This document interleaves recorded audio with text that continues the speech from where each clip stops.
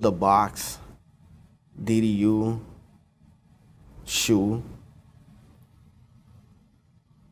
the can, the dungeon.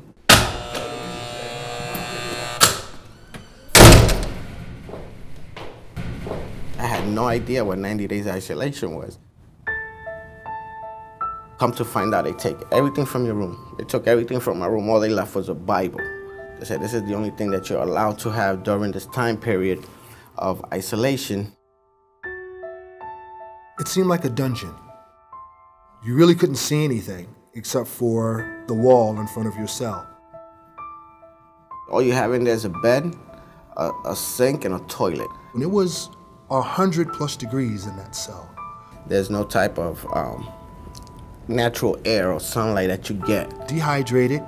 You're locked in there 23 hours a day. You come out, you take a shower every other day. They would only uncuff one hand.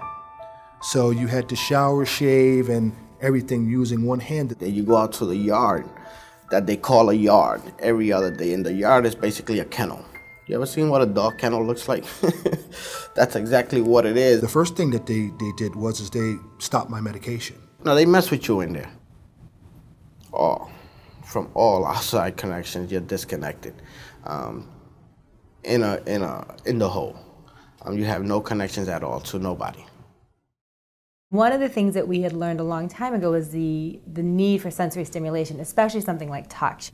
People need to be held. People need to be loved and touched and hugged. I did rounds at the Departmental Disciplinary Unit, also known as the DDU. This is DDU, but there's nowhere else you can go. Hell is next. You're not getting this full use of your brain. You're really just using this part of the pathways that you're using for survival.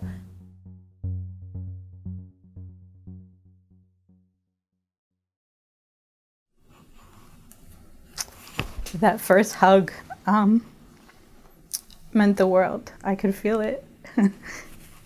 I could feel all his emotion when he hugged me and he held my daughter for the first time, because he hadn't had that human touch for so long. We kind of just sat there quietly for a little bit, because you really don't know what to say.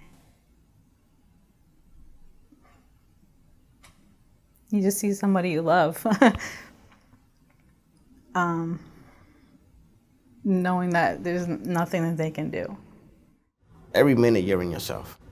I think the only time you have peace in there is when you're sleeping, because you're not constantly in your mind. For some reason or another, I would count my fingers over and over. I don't know why. I don't think no matter how tough you are, how brave you are, how much time you spend in the hole, in and out of the hole, there will be a point in time that it will break you. I swallowed razors, forks, spoons. Why did you do that? Because I was in segregation and I didn't want to be in segregation anymore. I was being isolated, had no one to talk to, stressed out, scared. I had the thoughts to be self-harmful.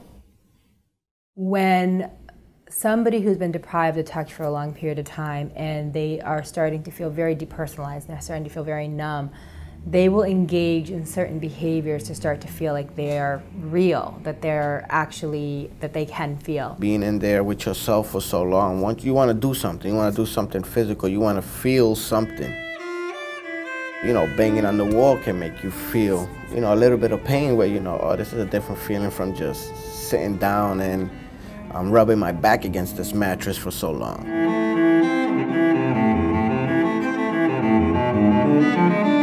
Some of the things that they would do is provoke situations where a mood team would come in.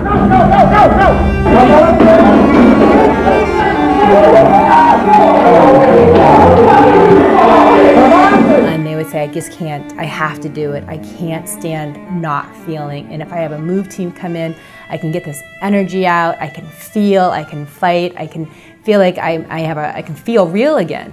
And they would get brutalized and they would get hurt because they were just not ever equipped to truly take on 5 men in riot gear. When I came out of that hole, man, it was like always on the lookout, wouldn't trust the person sitting next to me, no matter if I knew you before I went in there. Like, the defense wall was up. In a grocery store, I usually try not to let no one unless it's my wife standing behind me. If there's only 2 or 3 people at a line today and we're at a shopping store, we're actually getting ready to pay, I'll let you go in front of me. Or I stand sideways, that way I can see who's actually to my left and my right. I actually prevented my kids from playing hide and seek with me. 14 years later, and it still affects me today. You know, I got myself in trouble. And, you know, at some point you try and figure out how you can rectify, you know, how you can maybe not fix, but how you can make things right. And you do that by bouncing things off of other people. You know, you do that by communicating with other individuals who may be able to help you, you know, to right the ship. I was being treated like someone who was less than human. You know, I was treated like someone who had no value. 90% of the population that are in custody right now, who are in a correctional facility, are going to end up back in the street. So what are we doing in the correctional facilities to actually help them reintegrate back into society?